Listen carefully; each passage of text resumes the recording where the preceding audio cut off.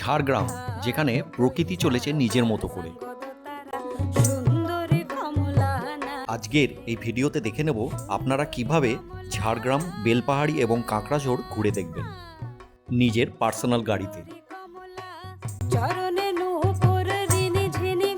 ভিডিওর প্রথমে থাকছে ঝাড়গ্রাম কিভাবে ঘুরে দেখবেন, আর তারপরে দেখাচ্ছি বেলপাহাড়ি কিভাবে ঘুরে দেখবেন, এবং এরপরে থাকবে কাঁকড়াঝোড়।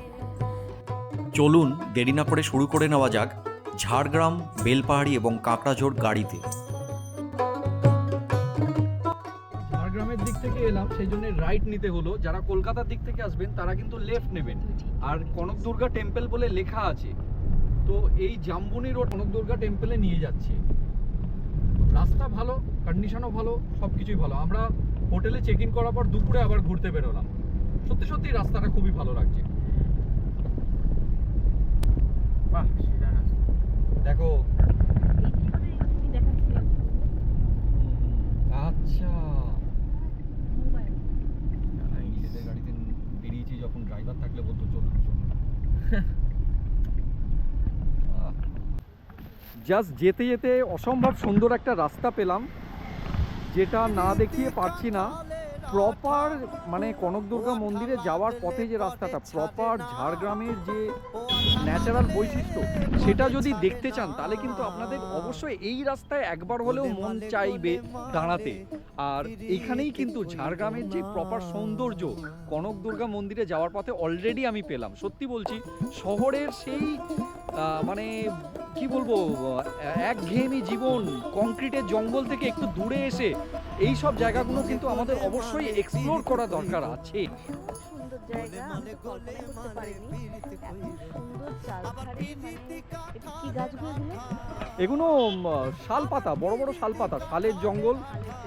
হ্যাঁ, বিখ্যাত বা কুখ্যাত জায়গা যেটা কি বলবেন না কেন, বর্ষাকালে কিন্তু এখানে জল দাঁড়িয়ে থাকে, আর শীতকালে এখনো শুকনো আর নিচে নেমে যাচ্ছে। বলতে গেলে অনেকখানি কাজের দরকার আছে। ব্রিজটা যদি উঁচু হয় তাহলে ভালো হতো, আর প্রপার অফ রোডিং যদি চান তাহলে এই জায়গাটা আপনাকে নিতেই হবে। সত্যি বলছি, অনেকটা পাহাড়ের মতো ফিলিং পাচ্ছি, মানে এত অফ রোডিং, ধাপে ধাপে নিচে নামছে, উপরে উঠছে। আর এই রাস্তাটা পড়ছে কনকদুর্গা মন্দিরে যাওয়ার পথে।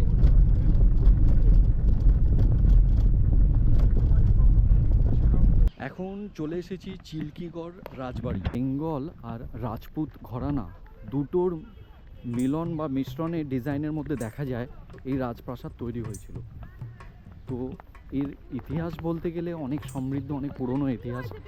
এই মুহূর্তে এই রাজবাড়িতে সেরকম কেউ থাকে না, তবে চারিপাশে সুন্দর একটা মানে আমেজ, অদ্ভুত রকমের ফিলিংস আসছে, যেটা না বলে বোঝাতে পারলাম না। সেই খড়খড়ি দেওয়া জানলা, কেউ যেন উঁকি মারছে, বা এক সময় কত জলজ জ্যান্ত এখানে ছিল, কত মানুষ থাকতেন।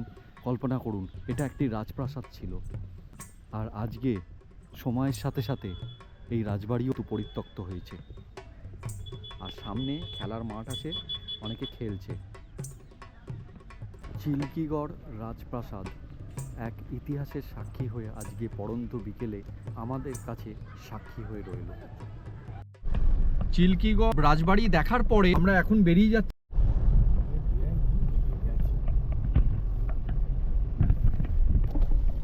গাড়ি পার্কিং এর জায়গাটা কোথায় গো? গাড়ি থামায় কোথায়? ভেতরে আছে? আচ্ছা,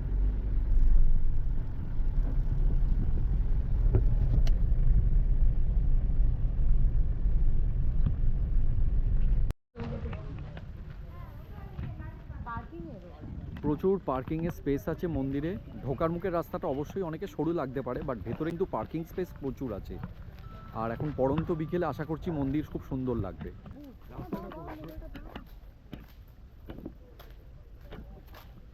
কনকদুর্গা মন্দিরে এনাদের থেকে একটু সাবধানে থাকবেন, কোনোভাবে এদের চ্যালেঞ্জ করবেন না। প্রচুর বসে আছে মুখ পোড়া, এদের কাছে আমার মনে হয় কাছে পিঠে না যাওয়াই ভালো। আর মন্দিরের সামনেটা সত্যিই সুন্দর লাগছে। মন্দিরের ঠিক পাশ দিয়ে, মানে সাইড দিয়ে, লেফট সাইড দিয়ে এই যে যাওয়ার রাস্তাটা আছে, এটা ডুলুং নদীর কাছে যাচ্ছে। তো এই রাস্তাটা দিয়েই যেতে হবে, কিন্তু বসে আছে এরা অনেকেই, তো এদের থেকে একটু দূরে দূরে থাকাই ভালো। ডুলুং রিভারে যাওয়ার জন্য এরকম দুষ্প্রাপ্য গাছের জঙ্গল দিয়ে যেতে হবে। এখানে লেখা আছে মুচকুন্দ, আর ইংলিশ ভার্সনটাও লেখা আছে না।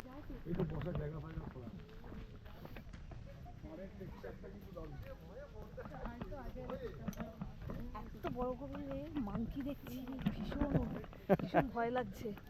কেন কি মাংকি দেখে ভয় লাগছে? ভীষণ ভয় লাগছে, কেন পুরীর মন্দিরে আমার চুড়িদার টেনে ছিঁড়ে তা দিয়েছে। এবারেও তো আমি ঢিলে ঢালা পড়েছে।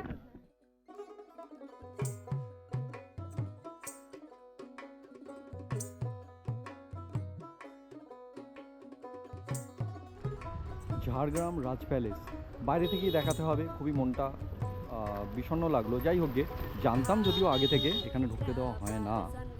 মোটামুটি ভালোই জায়গা, আপনারা চাইলে এই জায়গাটা বাইরে থেকে দর্শন করে যেতে পারেন।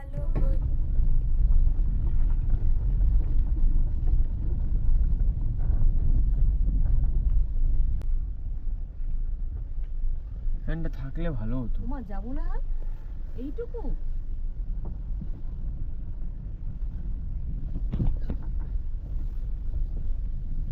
এটাও একটা রাস্তা। নামো। প্রকৃতির মাঝে রেনল্ড ট্রাইবার নিয়ে ঝাড়গ্রাম প্রকৃতি পর্যটন কেন্দ্র, আর চলে এলাম এখন ঝাড়গ্রাম মিউজিয়াম, যেটাতে আর কি ট্রাইবালদের বিভিন্ন মানে ওদের যে জীবনযাত্রা বা ওরা যে ধরনের অস্ত্রশস্ত্র ইউজ করতো সেই কালচারাল ভিউ পয়েন্টে তুলে ধরা হয়েছে জায়গাটা। আর এর মধ্যে অবশ্যই প্রকৃতি পর্যটন কেন্দ্র নাম, যখন প্রকৃতির স্বাদও আপনি পাবেন, জঙ্গলের স্বাদও পাবেন, আর গাড়ি রাখার জায়গাও আছে।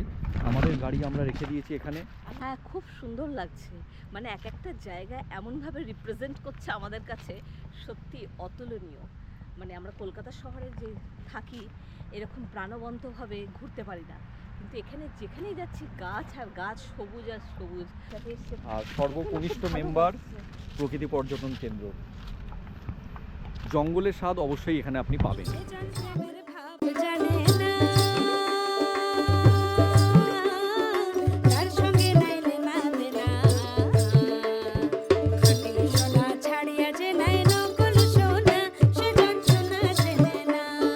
সোমবার পূর্ণ দিবস বন্ধ থাকে, আর প্রতিদিন কিন্তু 11টা থেকে বিকেল 5টা অবধি খোলা ট্রাইবাল ইন্টারপ্রিটেশন সেন্টার।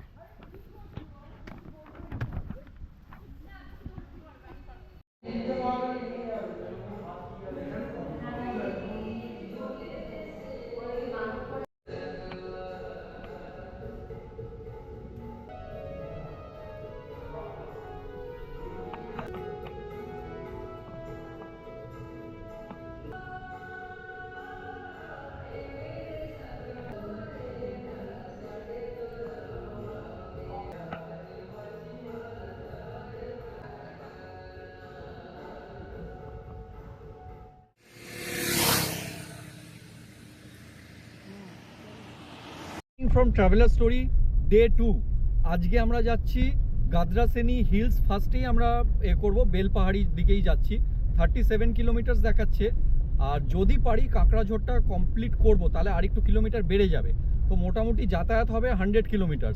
এটাই আসল দেখার জন্যে, তো সঙ্গে থাকুন, দেখতে থাকুন ট্রাভেলার স্টোরি। মোটামুটি যখন যেরকম পারছি মেন রোডে উঠে আবার দেখাচ্ছি।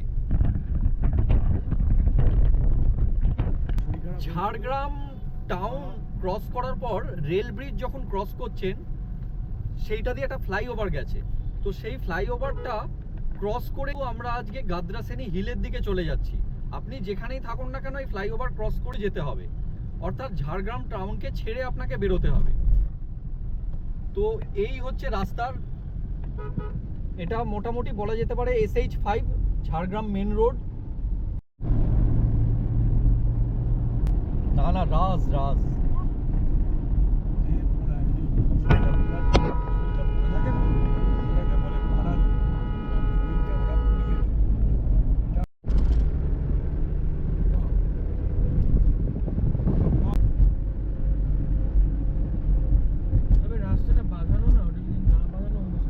আমি SH5 থেকে অনেকটাই চলে এসেছি, তো খাদারানি লেকটা মোটামুটি বলতে গেলে একটু এক্সট্রিম সোজা যেতে হচ্ছে, তারপর বাঁদিক, তারপরে কিছুটা অফ রোডিং। তো আমার মনে হয় সবার আগে দিনের শুরু যখন করছেন, যেটা সব থেকে দূরে সেটা আগে মানে আপনার ডেস্টিনেশনটা টার্গেট করে নিন। সেটা আমার কাছে আমার মনে হয়েছে আমার তারাফেনী ড্যাম বা এগুলো পরে করবো, আমি খাদারানি লেকটা আগে করে নিচ্ছি। আর এটা অফ রোডিং আছে, ভাইব্রেটও করছে কিছুটা, এমন কিছু অফ রোডিং নেই, পিচটা নেই। ঠিক আছে, চলে যাচ্ছি, তারপর দেখি লেকটা কীরকম।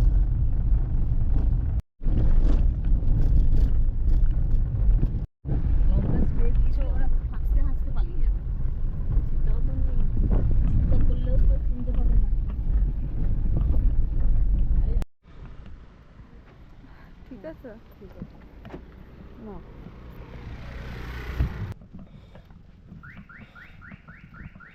ওরে ও পরাণ বন্ধু আমার।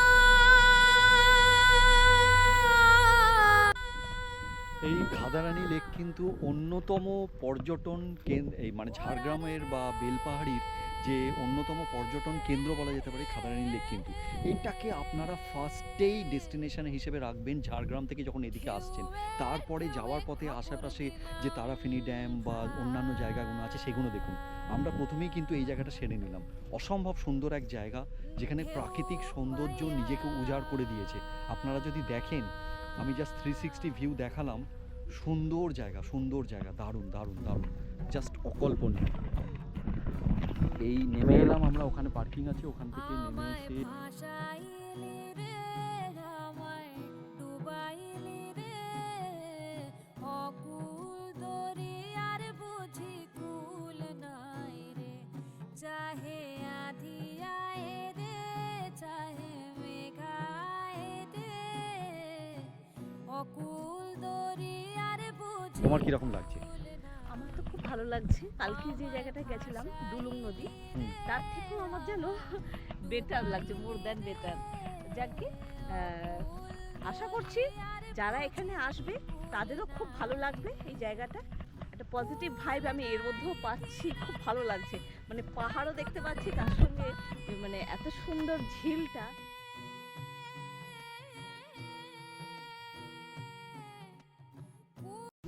একটা কথা বলে রাখি, সেটা আমরা গাড়িটা আমাদের এই দিকে রাখলাম, আমার লেফট সাইডে রেখে নেমে যখন লেক সাইডটায় যখন ভিউ করছি, তখন একটা ইনফরমেশান পেলাম, যেটা যদিও আমি গুগল ম্যাপ ফলো করছি পেয়েই যেতাম, এখান থেকেই দেখাচ্ছে।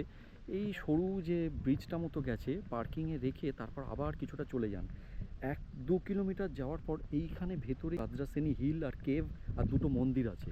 তো সেটাও তো 1 ঘন্টার মধ্যে আপনারা চাইলে ক্লিয়ার করে আসতে পারেন।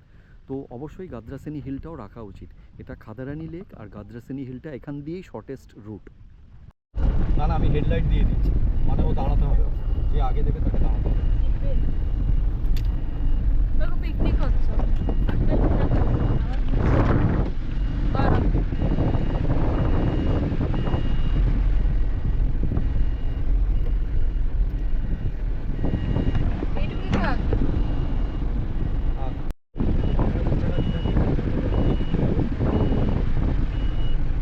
এই দিক থেকে হিল ভিউটা ছবি তোলা যাবে, রোদের এটা পড়বে না।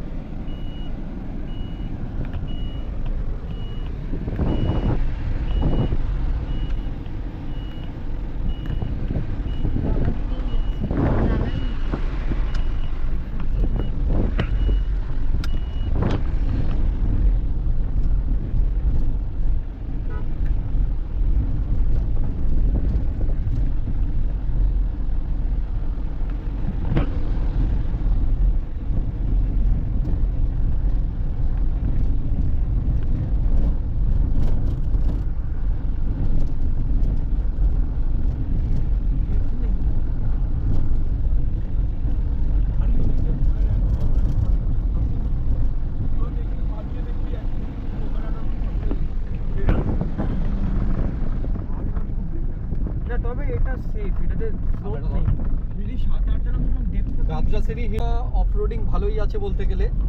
তো ছোট গাড়ির ক্ষেত্রে হলে অসুবিধা হবে, 180-র বেশি গ্রাউন্ড ক্লিয়ারেন্স হলে আমার মনে হয় খুব একটা অসুবিধা হবে না। আর এমনি হতে পারে, একটু সাবধানে আস্তে চালালে অসুবিধা হবে না। গাড়ি চলে যাচ্ছে।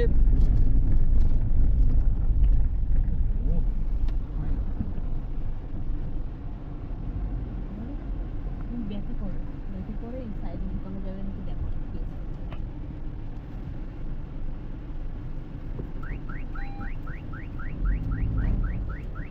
গাছ আছে গাছ আছে। আওয়াজ দিচ্ছে।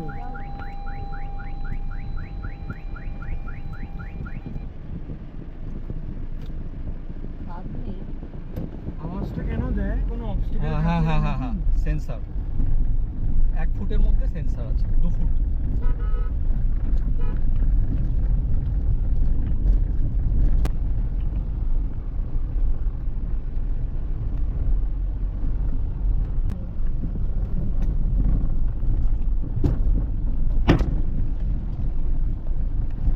বলে এরপরেও ড্রাইভারের অফরোডিং হয়তো হয় না বা কম হতে পারে বা পারে না বা আন্ডার পাওয়ার, তাদের জন্য এই রাস্তাটার কিন্তু প্রকৃত উদাহরণ। এসে চালিয়ে যান, বুঝতে পারবেন। আমি তো সিকিমেও চালিয়েছি, দার্জিলিংয়েও চালিয়েছি, অনেক অফরোডিংয়েও চালিয়েছি, কিন্তু সত্যি কথা বলতে রাস্তা খারাপ কাকে বলে সেটা হচ্ছে এইখানে, মানে পাথরগুলো উঁচু হয়ে ছুঁচলো হয়ে আছে। গাদ্রাসেনি পাহাড়ে ওঠার রাস্তা, আর এইখানে পার্কিং করে উঠতে হবে। মোটামুটি 1 ঘন্টা আধ ঘন্টা মতো ট্রেকিং আছে, 2টো মন্দির পাবেন। আশা করছি মোটামুটি ভালোই লাগবে।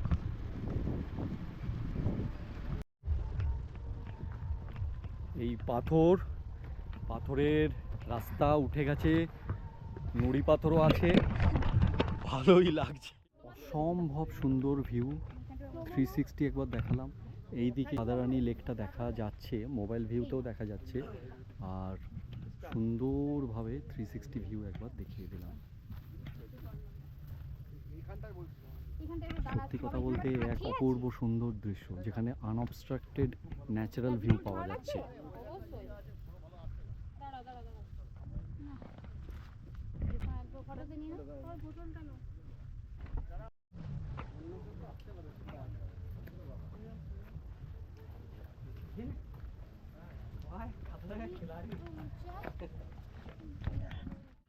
এখানকার পার্কিং কিন্তু এখানে আছে বেশ ভালো মতো, আর কিছু স্টল আছে যেখানে আপনারা ট্রেকিং করার জন্য লাঠি ভাড়া পাবেন 10 টাকা করে। মনে করে আসাম যাব, আসাম গেলে তোমায় পাবো।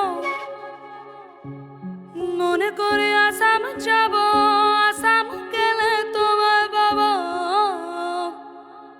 বাবু বলে খাম কাম, সাহেব বলে ধরিয়ান, আর সর্দার বলে লিব পিঠের চাম।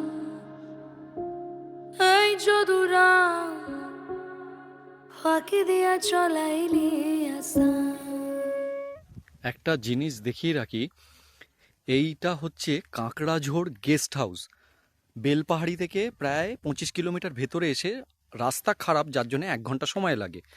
আর এই কাঁকড়াঝোড় গেস্ট হাউসে কিন্তু থাকার ব্যবস্থা আছে, থাকা খাওয়ার সব ব্যবস্থা আছে। একটুখানি হিলটপে ওপরে উঠে গিয়ে এই গেস্ট হাউস।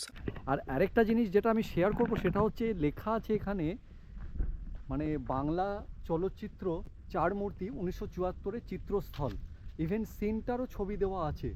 কারোর মনে আছে কিনা জানি না, যদিও রংটা উঠে গেছে। ঝাড়গ্রাম জেলা প্রশাসন থেকে এটাকে প্রচার করেছে। এই জায়গাটা, এই বন জঙ্গলের মধ্যেই কিন্তু চার মূর্তি অর্থাৎ টেনিদার একটি সিরিজ সিনেমাটা কিন্তু এখানে শুটিং করা হয়েছিল। একটা আমার কাছে তো ঐতিহাসিক স্থল। যে ধরনের সিনেমা আমরা ছোটোবেলায় দেখতে চাইতাম 4-5 বার করে, সেই সিনেমার কিন্তু শুটিংয়ের স্থল এইটা। চুপ করে থাকলে সাউন্ডটা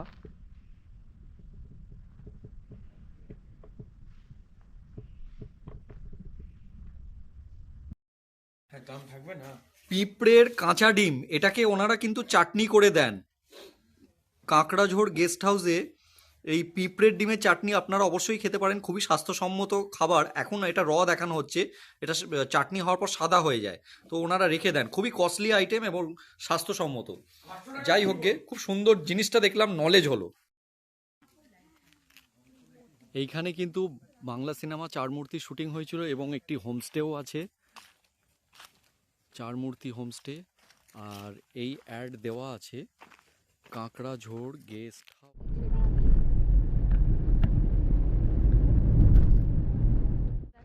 গাড়ি নিয়ে জাস্ট চলে এলাম, সূর্য অস্ত যাচ্ছে। লাস্ট পয়েন্ট মনে হচ্ছে, ঘাগড়াটা বোধহয় কমপ্লিট করতে পারবো না। Tarafeni water barrage, Tarafeni barrage, irrigation water department. পার্কিংয়ের প্রচুর জায়গা আছে যেহেতু লোকজন কম আসে। আর এই দিকটায় জলটা বাঁধা আছে, আমি ভরা জায়গাটাই আগে দেখাচ্ছি। সুন্দর জায়গা, প্রাকৃতিক পরিবেশ ভালো। আর এই দিকটায় জলটা বাঁধা আছে, রাস্তাও সুন্দর বাঁধা। আর ওই দিকটায় জল পড়ছে বলে জলের একটা আওয়াজ হচ্ছে। আর জলটা এই দিক দিয়ে পড়ছে, এদিকটাও খুবই সুন্দর, রীতিমতো দেখা যাচ্ছে জল যেখানে পড়ছে চাতালের মতো করা আছে, ওই পাশটায় গিয়ে আরও পড়ছে, খুব সুন্দর লাগছে। এই যে ধারাটা নেমে আসছে, আওয়াজ পাওয়া যাচ্ছে।